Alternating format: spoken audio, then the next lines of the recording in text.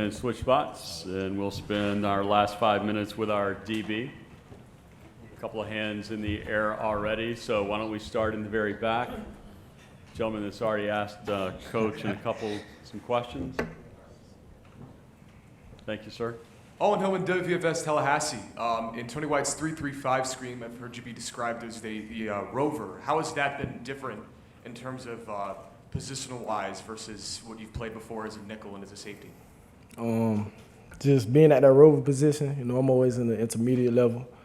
So just being that guy, come off the edge, blitz, be in a post. I love the position. I'm ready for the opportunity, and I'm excited to, take the field with my guys. Earl, right side, fifth row, hard to the right. How you doing, Earl? Stephen Bernard, League Winners. Quick question, obviously having a new DC in Tony White. Talk about Pat's role still with the defense. Obviously, you're one of the more versatile pieces in that secondary, yourself, Edwin, Shaheem, those guys. Talk about how it's changed a little bit, even with Pat being there, what your role is going to be this year. Saying Pat Surtain, Coach Pat. Repeat that question again. Talk about your role in the defense, even with having Pat, but also having Tony thrown into that mix. What the scheme's going to look like in your role as well. A lot of things change, with different coaches, a different scheme. But, we're all, just fitting in the right way, just finding ways to be versatile, cause and wreak havoc for opposing offenses. We're all excited for the new, opportunity, Earl, left side, first row, right in front of you. Dan Tortora, wakeupcalldt.com. Earl, we've seen success with Tony White's 3-3-5 in the ACC. Had success when he came to Syracuse with it. What do you like the most about the scheme? And then about the man, Tony White, what is it about him that speaks to you as a leader? What I like, the most about the scheme, schematically is, it allows us to, like DJ said, show our versatility, just play with that edge. We can hit you from different points, on the field.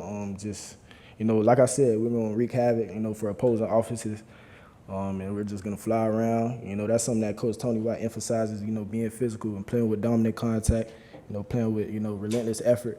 That's something that we harp on. That's definitely one of our focal points is going on into the season. We're going to put emphasis on that. And as far as Tony White, man, he's definitely a great leader. I'm glad that Coach brought him on the team. We're excited to play for him. He brings that fire, that edge, and that juice every day, and I can't wait to put that on display. Earl, right side, fifth row, gentleman in the white shirt. Brandon Pockers with the League Winners.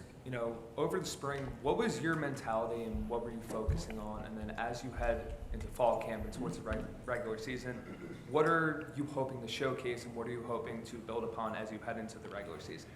I had a few focal points, going on into the spring. I was asked to be a leader, just be more vocal on the team, because, that's what the team needs.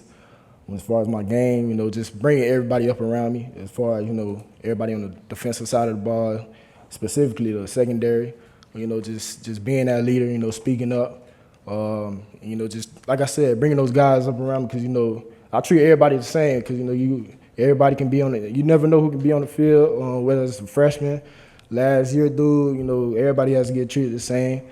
So we attacked the day, with a great mindset. I harp on those guys every day, just lock in, do what you got to do. You don't got to do nothing special to be special. Just continue to be yourself, put your head down, and keep working. That's what we've been doing. Earl, we'll stay on the right side, about the sixth row. Gentleman's got sunglasses on the cap there. Earl, this is Taz Henry from College Football Sunday. Just a quick question. How important during this climb that Coach Norvell talked about, how important is it to recruit the state of Florida, in your opinion? Because I just noticed that this is one of probably the few schools, or if not the only school here today, that has guys all from the state of Florida. It's a great thing, being able to come in and put on for this logo. Y'all know how big this logo is, the standard that it upholds. So, just staying in the state and coming playing for the state, that's a blessing. And I encourage all recruits, come put on for the state and come wear this logo. Earl, your last question will be on the right side, third row. Kenton Gibbs with Locked On ACC. Earl, right here. In terms of the standard, it's been talked about a lot by Norvell. It's been emphasized by your teammates that got up here as well. You talk about what it means to wear the logo and play for the Spirit of the State. What does that standard look like at Florida State? What is that standard if you had to describe it in a couple sentences? Just playing with tremendous effort, and like Coach said, just being relentless and being desperate. You know what I'm saying? Desperate to win, desperate to eat, and, just desperate to succeed. That's all he harps on. That's all. We hit on that every day. You know what I'm saying? You come here to be desperate and to succeed. Just like I said, put that logo on your chest and play for your last name in the school. Florida State, thank you. Good luck this season. Thank you. Folks, Louisville is due up in the room next. That'll be at 11 o'clock.